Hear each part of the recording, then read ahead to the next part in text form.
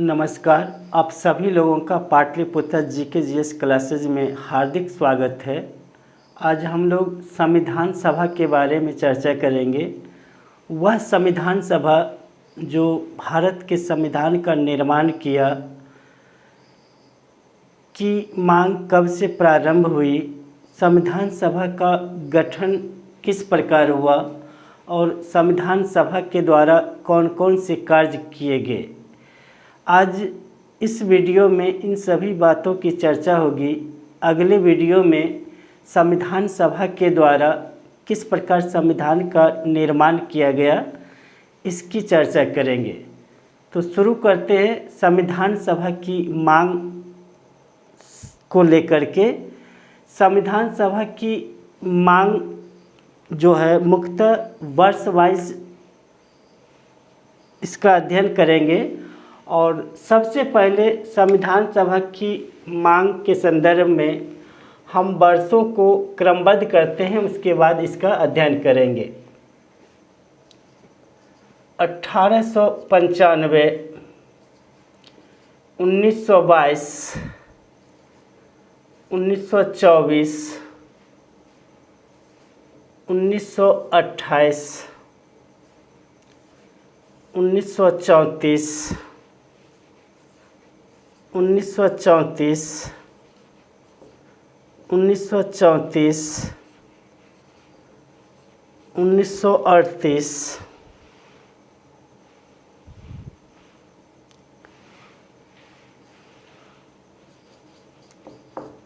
अगस्त प्रस्ताव,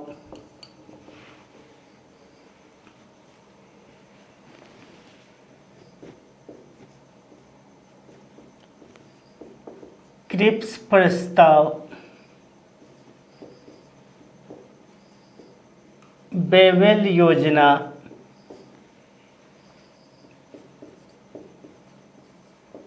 शिमला सम्मेलन,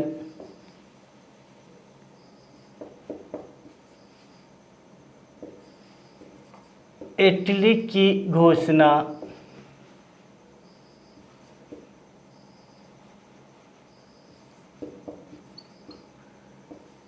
cabinet mission. इन शीर्षकों के अंतर्गत संविधान सभा का अध्ययन करेंगे। सबसे पहले संविधान सभा की मांग 1895 में तिलक के द्वारा स्वराज विधेयक में किया गया।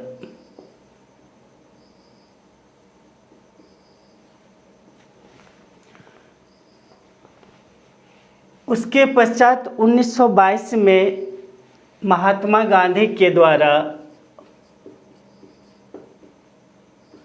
यंग इंडिया में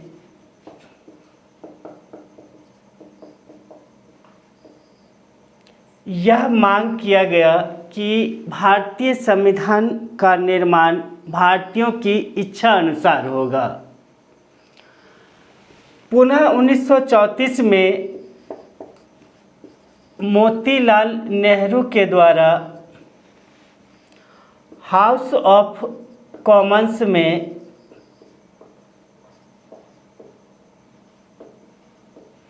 भारतीय संविधान के निर्माण के लिए संविधान सभा की मांग की गई। पुनः 1928 में मोतीलाल नेहरू के द्वारा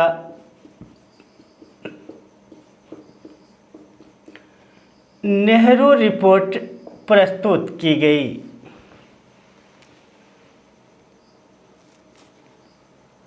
1927 में साइमन कमीशन का गठन किया गया था। 1928 में साइमन कमीशन भारत पहुंचा तो भारत में साइमन वापस जाओ के नारे लगाए गए और काले झंडे दिखाए गए, जिसके कारण भारत सचिव ने भारतीयों को चुनौती देते हुए कहा, अगर तुम इतना ही सक्षम हो, अपने लिए संविधान बना सकते हो, तो एक ऐसा संविधान बनाओ जो सभी भारतीयों को मान्य हो।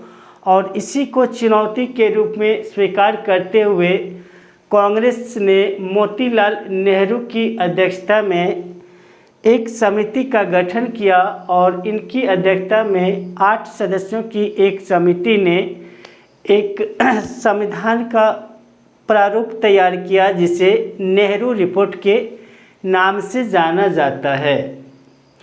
पुनः 1934 में एम.एन.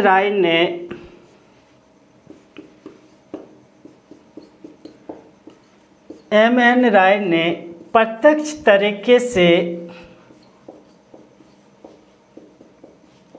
सर्वप्रथम संविधान सभा की मांग की। 1934 में ही स्वराज दल के द्वारा रांची में संविधान सभा की मांग की गई। 1934 में ही कांग्रेस के द्वारा संविधान सभा की मांग की गई, जिसकी स्वीकृति फैजपुर अधिवेशन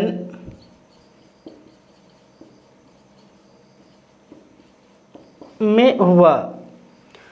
1938 में जवाहरलाल नेहरू के द्वारा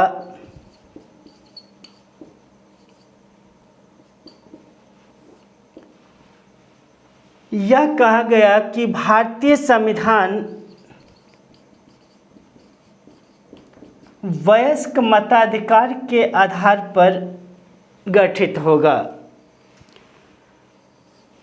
1895 से 1938 तक भारतीयों के द्वारा संविधान निर्माण के लिए संविधान सभा की मांग की जा रही थी। प्रथम बार ब्रिटिश सरकार के द्वारा अगस्त प्रस्ताव में भारतीय संविधान की मांग को स्वीकार किया गया। अगस्त प्रस्ताव जो 8 अगस्त 1940 को लाया गया था और इस समय भारत का वायसराय लिलिथगो था।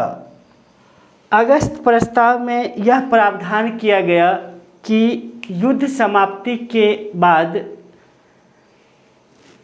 भारतीयों के लिए एक संविधान सभा का गठन किया जाएगा। अगस्त प्रस्ताव के बाद पुनः क्रिप्स प्रस्ताव में जो 1942 में आया था, क्रिप्स प्रस्ताव के द्वारा यह मांग स्वीकार किया गया कि भारतीय संविधान भारतीयों की द्वारा ही बनाया जाएगा।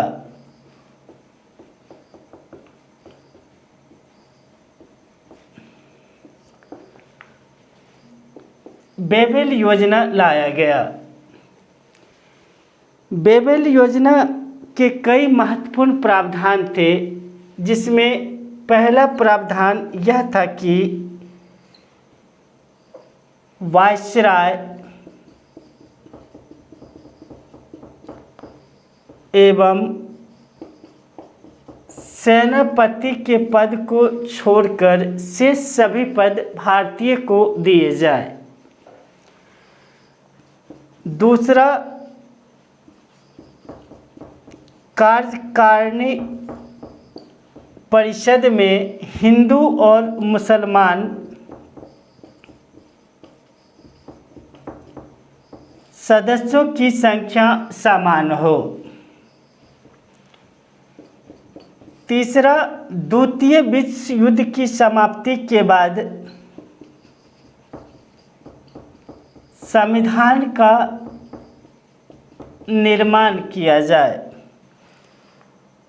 और चौथा, संवैधानिक गतिरोध को दूर करने के लिए शिमला में एक सर्वदलीय बैठक बुलाया जाए।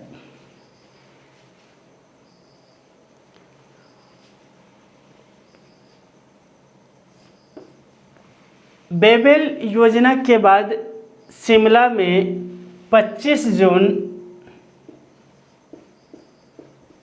1945 25 जून 1945 से 14 जुलाई 1945 के बीच एक सर्वदलीय सम्मेलन बुलाया गया। इस सम्मेलन में 22 प्रतिनिधियों ने भाग लिया। गांधी जी शिमला में रहते हुए भी इस सम्मेलन में भाग नहीं लिए थे। यह सम्मेलन मुस्लिम लीग की अड़ियल रवैया के कारण असफल हुआ, चूँकि मुस्लिम लीग ने यह मांग किया कि कार्यकारिणी के सभी मुस्लिम सदस्य मुस्लिम लीग के द्वारा नियुक्त किए जाएंगे और उसका यही अड़ियल रवैया शिमला सम्मेलन के असफलता का कारण बना।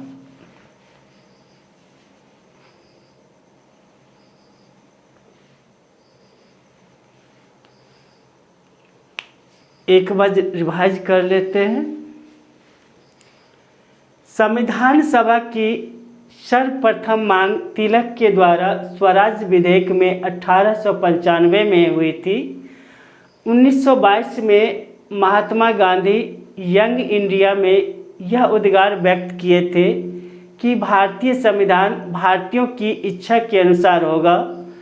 1924 में Motilal Nehru house of Commons में भारतीय संविधान सभा की मांग किए थे।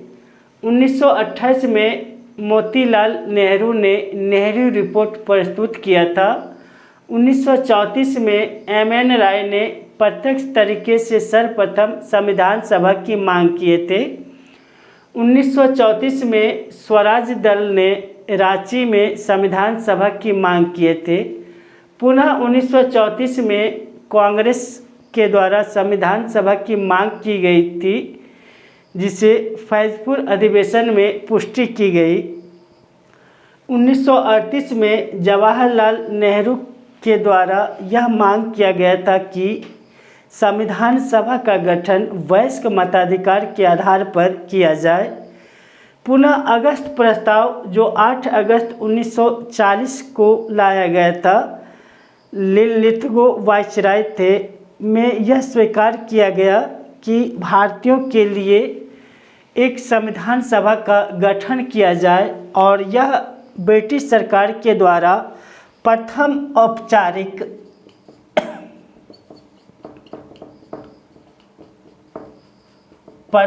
औपचारिक स्वीकृति थी। पुनः क्रिप्स प्रस्ताव 1942 में के द्वारा यह स्वीकार किया गया कि भारतीय संविधान सभा का गठन भारतीयों के द्वारा किया जाएगा। पुनः बेबेल योजना जो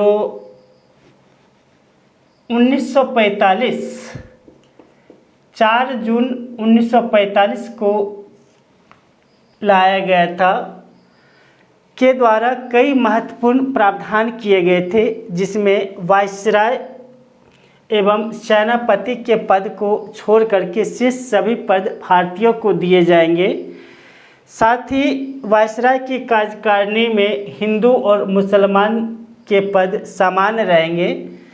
साथ ही द्वितीय विश्व युद्ध के बाद संविधान का निर्माण किया जाएगा और संवैधानिक गतिरोध को दूर करने के लिए शिमला में एक सर्वदलीय बैठक बुलाई जाएगी। शिमला में सर्वदलीय बैठक 25 जून 1945 से 14 जुलाई 1945 के बीच बुलाया गया था, जिसमें 22 प्रतिनिधियों ने भाग लिया था। गांधी जी शिमला में रहते हुए भी सम्मेलन में शामिल नहीं हुए थे। इस सम्मेलन में मुस्लिम लीग ने यह मांग रखी कि कार्यकारिणी के सभी मुस्लिम सदस्य मुस्लिम लीग के द्वारा नियुक्त किए जाएंगे और उसका यही अड़ियल रुख शिमला सम्मेलन के असफलता का कारण बना। 1945 में ब्रिटेन में चुनाव हुआ। कंजर्वेटिव पार्टी के सदस्य विंस्टन चर्चिल चुनाव हार गया और लेबर पार्टी के सदस्य क्लीमेंट एटली चुनाव जीत गए। क्लीमेंट एटली का भारत के प्रति उदार रुख था और इसने आते हुए दो महत्वपूर्ण घोषणा किया कि भारत को शीघ्र ही आज़ाद कर दिया जाएगा और इस आज़ाद भारत को चलाने के लिए एक संविधान सभा की ज़रूरत होगी और इसके लिए उसने कैबिनेट मिशन को भारत भेजने का निर्णय किया। आइए हम पहले इसका स्क्रीनशॉट ले लीजिए।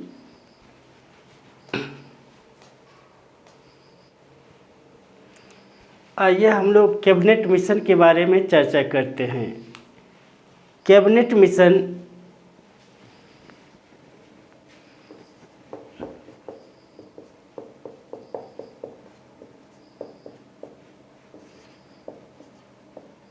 जो 1946 में भारत आया था, ब्रिटिश संसद के 3 कैबिनेट मंत्री इसमें शामिल थे।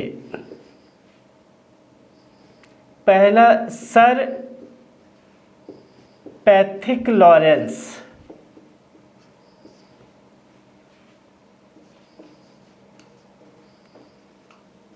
अध्यक्ष, भारत सचिव के पद पर थे। दूसरा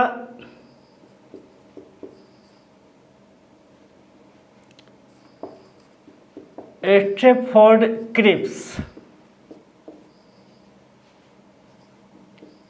जो बोर्ड ऑफ ट्रेड के अध्यक्ष थे। और तीसरा एबी अलेक्जेंडर,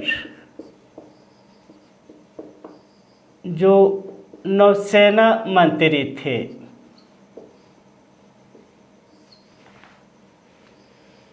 कैबिनेट मिशन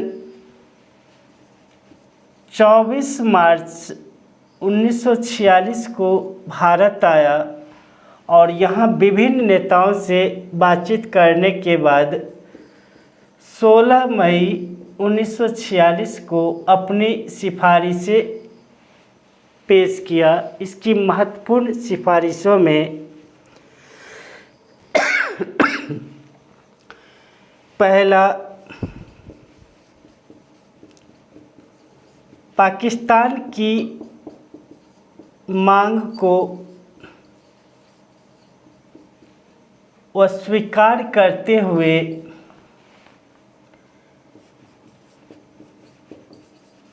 एक संघ के गठन की मांग की थी, जिसमें ब्रिटिश भारत के प्रांत, साथ ही देशी रियासत शामिल होती। इसका दूसरा महत्वपूर्ण प्रावधान भारत के लिए एक अंतरिम सरकार का गठन करना था,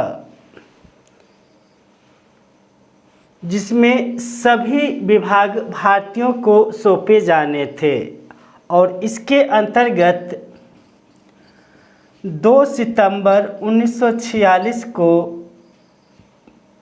जवाहरलाल नेहरू की अध्यक्षता में 12 सदस्यों ने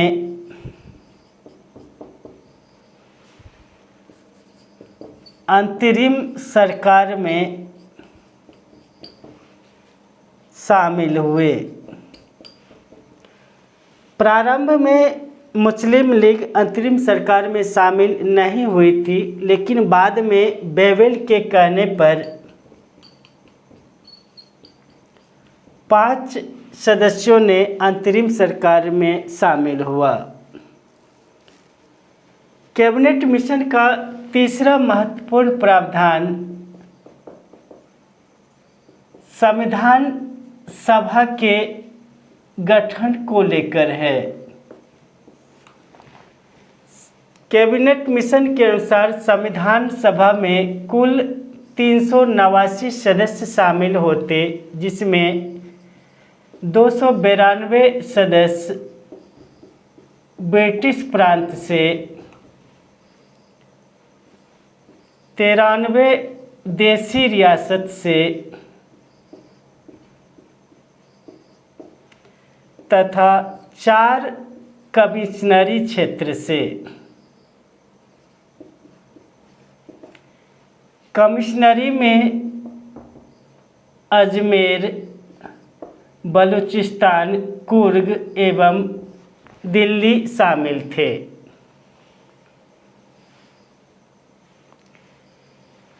इन संविधान सभा के सदस्यों का चुनाव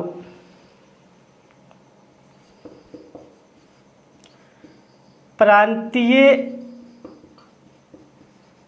व्यवस्थापिका के सदस्यों के द्वारा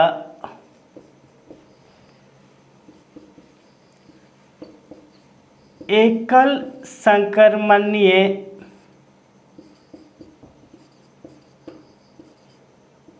मत प्रणाली के द्वारा अप्रत्यक्ष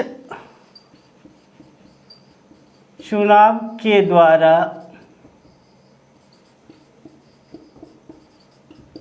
जनसंख्या के आधार पर होना था। पुनः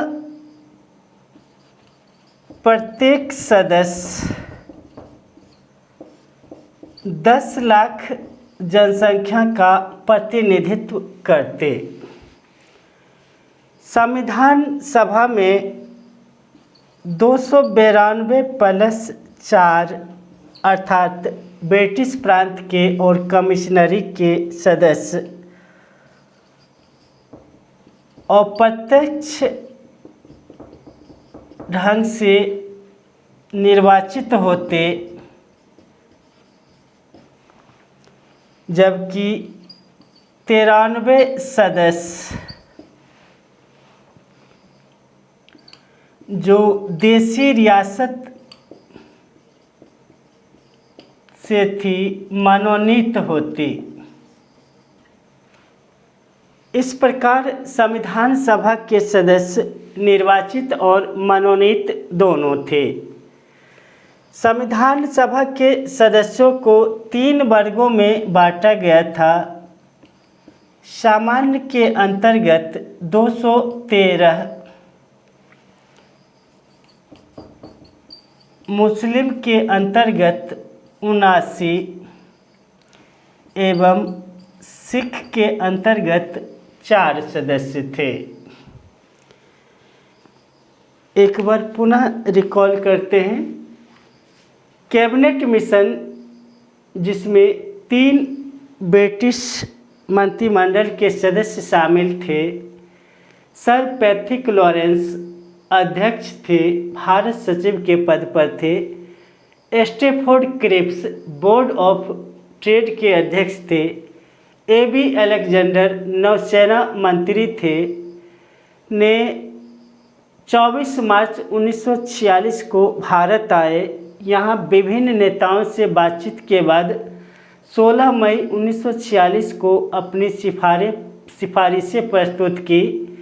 इसके अंतर्गत कैबिनेट मिशन ने पाकिस्तान की मांग को अस्वीकार किया, साथ ही एक संघ के गठन की मांग की प्रस्ताव किया, जिसमें ब्रिटिश भारत के प्रांत और देसी रियासत शामिल होती। साथ ही भारत के लिए एक अंतरिम सरकार के गठन का प्रावधान किया, जो सरकार 2 सितंबर 1946 में पंडित नेहरू के नेतृत्व में 12 सदस्यों ने अंतरिम सरकार की शपथ ली। मुस्लिम लीग ने प्रारंभ में अंतरिम सरकार में शामिल नहीं हुआ, लेकिन बेबिल के कहने पर 5 सदस्यों ने अंतरिम सरकार में शामिल हुआ। इसका तीसरा महत्वपूर्ण प्रावधान संविधान सभा के गठन को लेकर के था। संविधान सभा में कुल 389 सदस्य शामिल होते, जिसमें 292 ब्रिटिश प्रांत से, 93 देसी रियासत से, 4 कमिश्नरी अजमेर, बलूचिस्तान, कुर्ग और दिल्ली से शामिल होते। संविधान सभा के सदस्यों का चुनाव प्रांतीय व्यवस्थापिका के सदस्यों के द्वारा एकल संक्रमणीय मत प्रणाली के द्वारा, अप्रत्यक्ष चुनाव के द्वारा और जनसंख्या के आधार पर होना था। संविधान सभा के प्रत्येक सदस्य 10 लाख जनसंख्या का प्रतिनिधित्व करता। संविधान सभा के 292 + 4 296 सदस्यों का अप्रत्यक्ष तरीके से चुनाव होता और 93 सदस्य देसी रियासतों से जो थे उनका मनोनयन होता। संविधान सभा के सदस्य 3 वर्गों में बांटे गए थे। सामान्य वर्ग के अंतर्गत 213, मुस्लिम वर्ग के अंतर्गत 79 और सिख के अंतर्गत 4 सदस्य थे। इस प्रकार संविधान सभा का गठन हुआ था। इसका स्क्रीनशॉट ले लीजिए।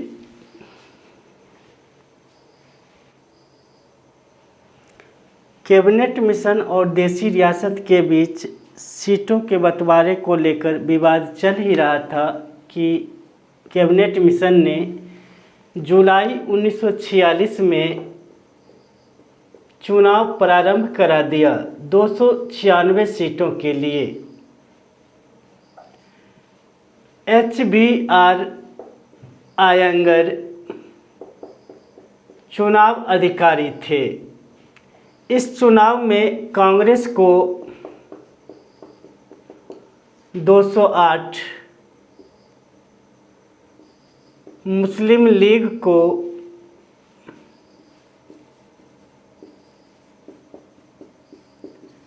73 एवं अन्य को 15 स्थान प्राप्त हुए।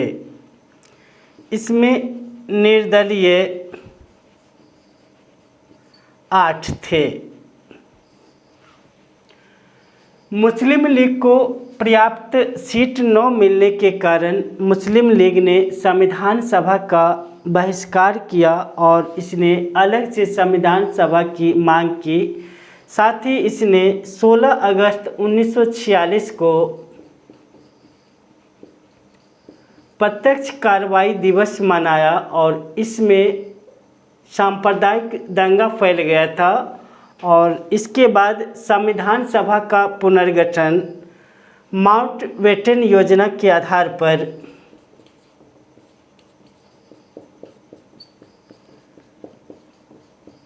जो 3 जून 1947 को माउंटबेटन योजना लाया गया था, इसके आधार पर संविधान सभा का पुनर्गठन किया गया।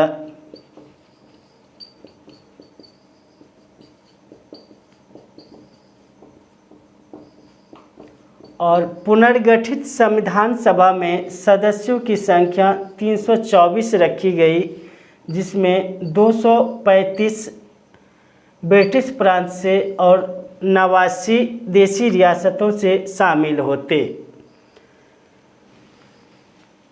दिसंबर 1947 तक संविधान सभा की सदस्यों की संख्या 299 थी और अंतिम रूप से 229 + 70 और अंतिम रूप से संविधान पर हस्ताक्षर करने वाले सदस्यों की संख्या 284 थी। तो संख्या से संबंधित भी प्रश्न पूछे जाते हैं, जिसमें संविधान सभा में कैबिनेट मिशन के द्वारा 389 सदस्य निर्धारित किए गए थे। माउंटबेटन योजना में सदस्यों की संख्या पुनर्गठित करके 324 रखी गई थी और दिसंबर 1947 में 299 सदस्य, जिसमें 229 ब्रिटिश प्रांत से और 70 देशी रियासत से शामिल होते। साथ ही अंतिम रूप से संविधान पर हस्ताक्षर करने वाले सदस्यों की संख्या 284 थी।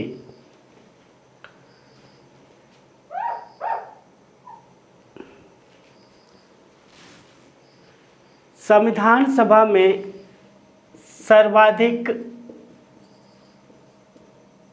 सदस्यों की संख्या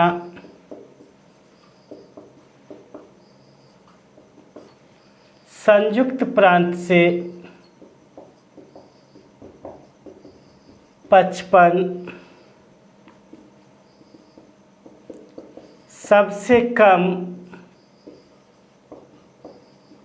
असम से 8,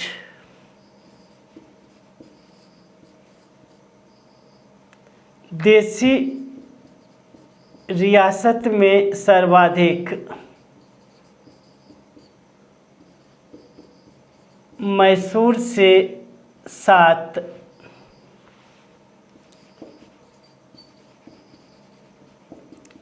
महिलाओं की संख्या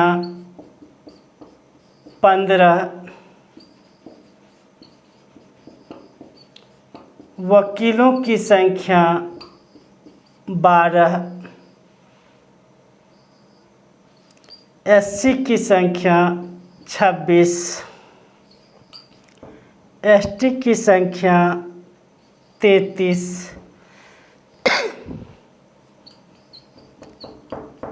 एकमात्र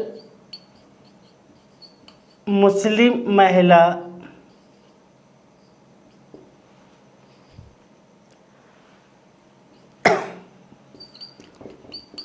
बेगम अयाज रसूल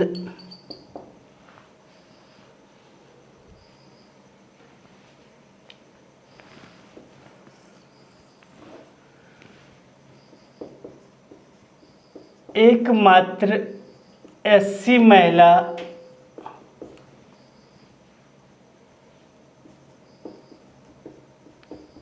दाक्षायणी बेलाउधन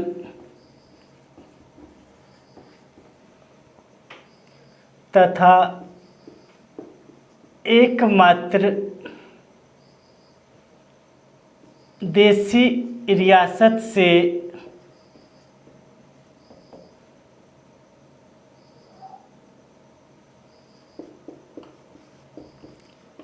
एनी मस्कर्णी थी।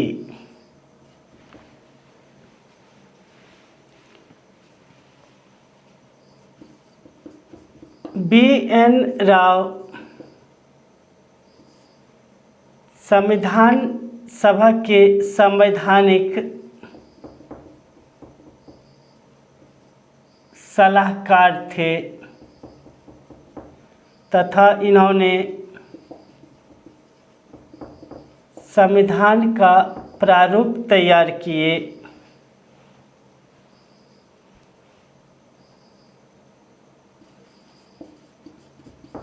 भीमराव अंबेडकर, जिन्हें भारतीय संविधान का जनक कहा जाता है। महात्मा गांधी,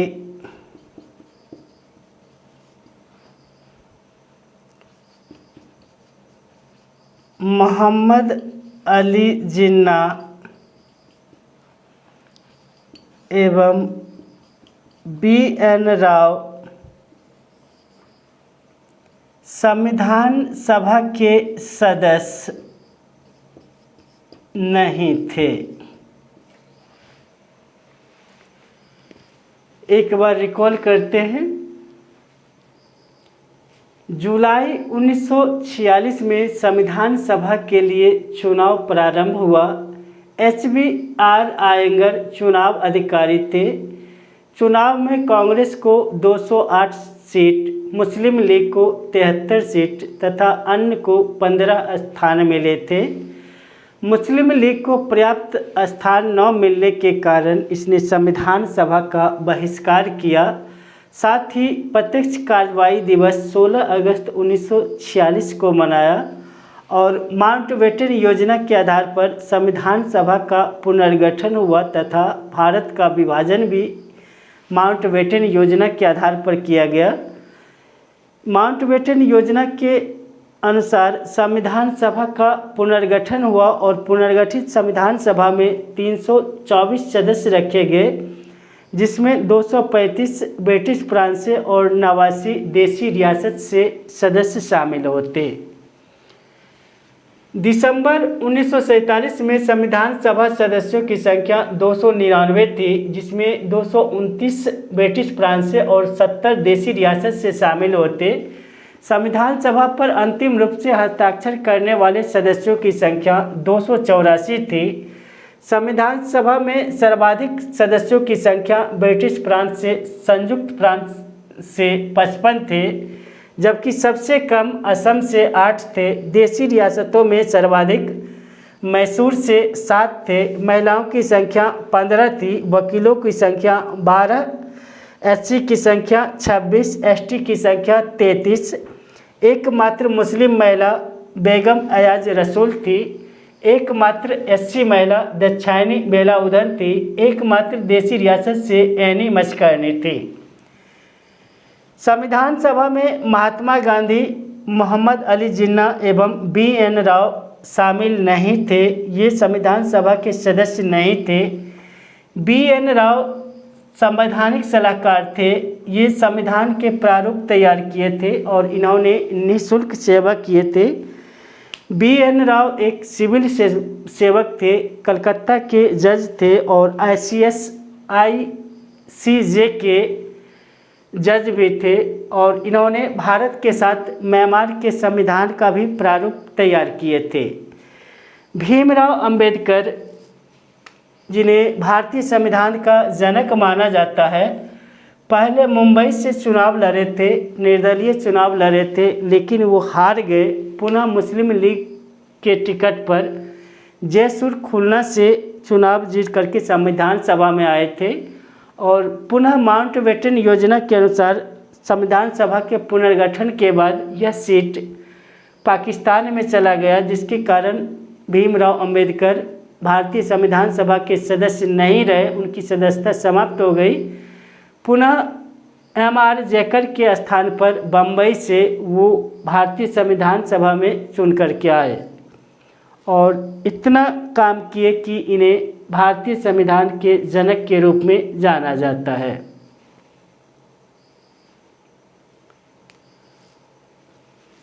इसका स्क्रीनशॉट ले लीजिए। आगे संविधान सभा के कार्य के बारे में चर्चा करते हैं।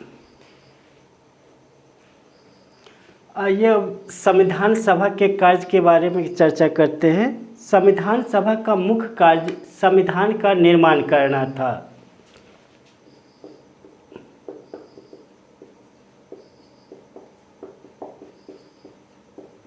और इसका दूसरा प्रमुख कार्य संसद के रूप में कार्य करना था। संविधान सभा जब संविधान निर्माण का कार्य करती थी, उस समय इसकी अध्यक्षता राजेंद्र प्रसाद करते थे और जब संविधान सभा संसद के रूप में कार्य करती थी तो उस समय इसकी अध्यक्षता GV मावलंकर करते थे। संविधान निर्माण और संसद के रूप में कार्य करने के अतिरिक्त संविधान सभा के द्वारा अन्य कई महत्वपूर्ण कार्य किए गए थे, जिसमें अन्य महत्वपूर्ण कार्यों में जो है राष्ट्रीय ध्वज को स्वीकार करना,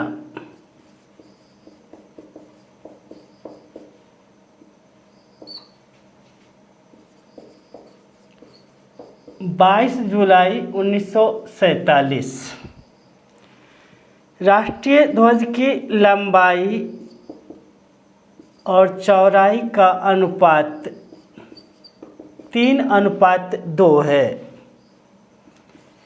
इसके मध्य में तीलियों की संख्या 24 है, जबकि अशोक के मूल स्तंभ में, अशोक चक्र में 32 तीलियां थी।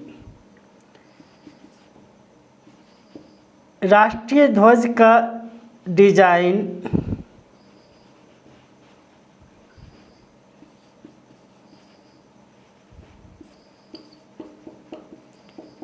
वेंकैया पिंगले के द्वारा किया गया,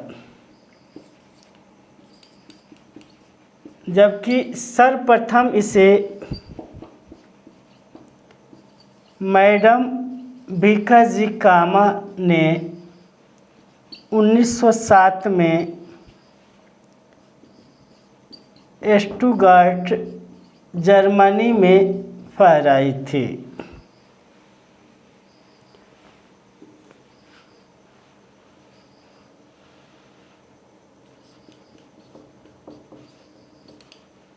राष्ट्रीय गीत 24 जनवरी 1950 को अपनाया गया था।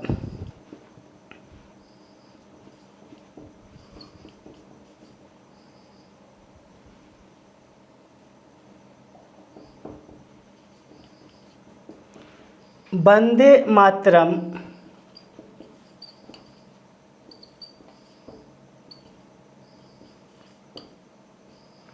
बंकिम चटर्जी की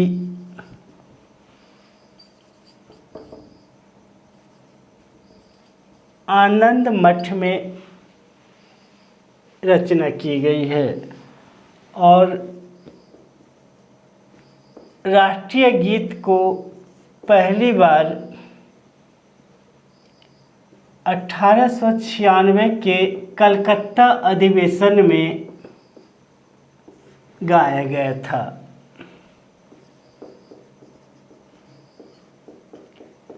राष्ट्रीय गान को 24 जनवरी 1950 को अपनाया गया था। राष्ट्रीय गान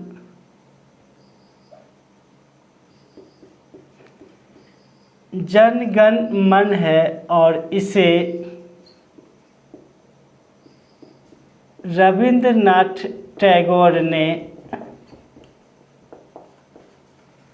गीतांजलि में लिखा था। राष्ट्रीय गान को सर्वप्रथम 1911 के कलकत्ता के कांग्रेस अधिवेशन में गाया गया था।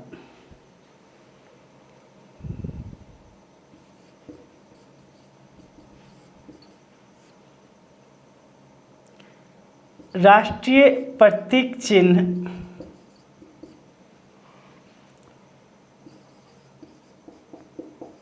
अशोक स्तंभ का चक्र है।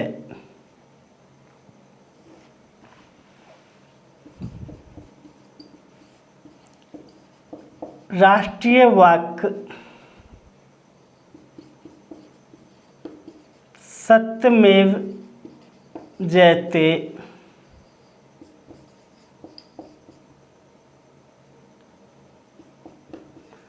मुंडकोपनिषद से लिया गया है।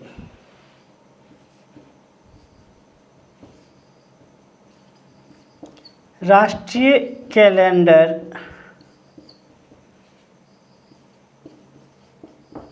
22 मार्च 1957 को अपनाया गया, जो शक संवत पर आधारित है।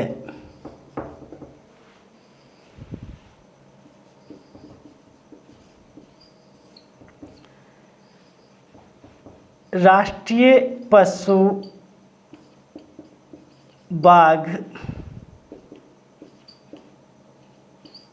पक्षी मोर,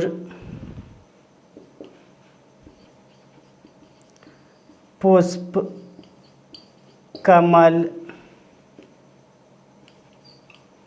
वृक्ष बरगद, फल, आम, नदी गंगा है। इसके साथ ही बाद में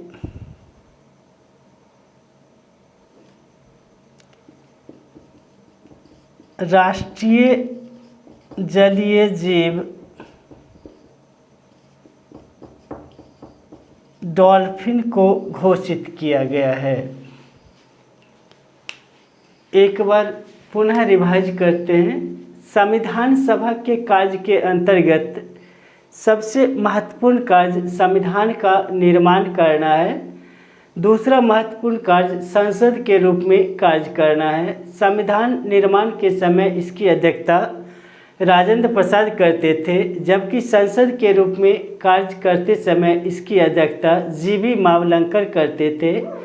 संविधान सभा के अन्य कार्यों में राष्ट्रीय ध्वज को स्वीकार करना 22 जुलाई 1947 को स्वीकार किया गया था। इसकी लंबाई चौड़ाई का अनुपात 3:2 है। इसमें तीलियों की संख्या 24 है, जबकि अशोक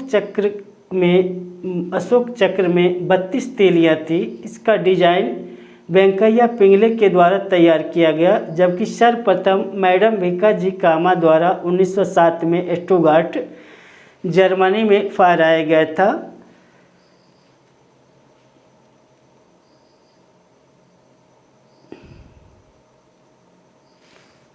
राष्ट्रीय गीत 24 जनवरी 1950 को अपनाया गया था। वंदे मातरम राष्ट्रीय गीत है, जिसकी रचना बंकिम चंद्र चटर्जी ने आनंद मठ में की। राष्ट्रीय गीत को सर्वप्रथम 1896 के कलकत्ता अधिवेशन में गाया गया था। राष्ट्रीय गान 24 जनवरी 1950 को अपनाया गया था। जनगण मन राष्ट्रीय गान है। रविंद्रनाथ टैगोर ने गीतांजलि में इसकी रचना की है। राष्ट्रीय गान को सर्वप्रथम 1911 के कांग्रेस के कलकत्ता अधिवेशन में गाया गया। राष्ट्रीय प्रतीक चिन्ह अशोक स्तंभ का चक्र है। राष्ट्रीय वाक्य सत्यमेव जयते मुंडकोपनिषद से लिया गया है। राष्ट्रीय कैलेंडर 22 मार्च 1957 को अपनाया गया, जो शक संवत पर आधारित है। राष्ट्रीय पशु बाघ, पक्षी मोर, पुष्प कमल, वृक्ष बरगद, फल आम और नदी गंगा है। बाद में राष्ट्रीय जलीय जीव डॉल्फिन को घोषित किया गया। इसका स्क्रीनशॉट ले लीजिए।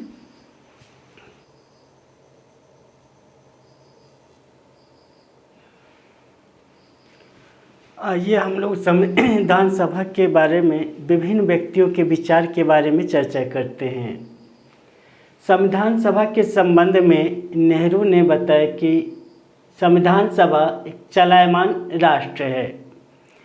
विंस्टन चर्चिल ने कहा कि यह हिंदुओं की संस्था है।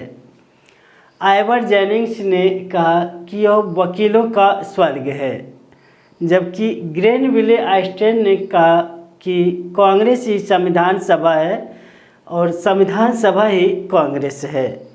के.एम. मुंशी ने कहे कि यह भारत की जन्मपत्री या जन्म कुंडली है। इसी के साथ आशा करते हैं कि यह वीडियो आपको अच्छा लगा होगा। अगर यह वीडियो आपको अच्छा लगे और आपके लिए उपयोगी हो तो आप शेयर, कमेंट्स और लाइक ज़रूर कीजिएगा, क्योंकि आपके शेयर, लाइक और कमेंट ही यह निर्धारित करेगा कि यह कक्षा कहाँ तक जाएगा।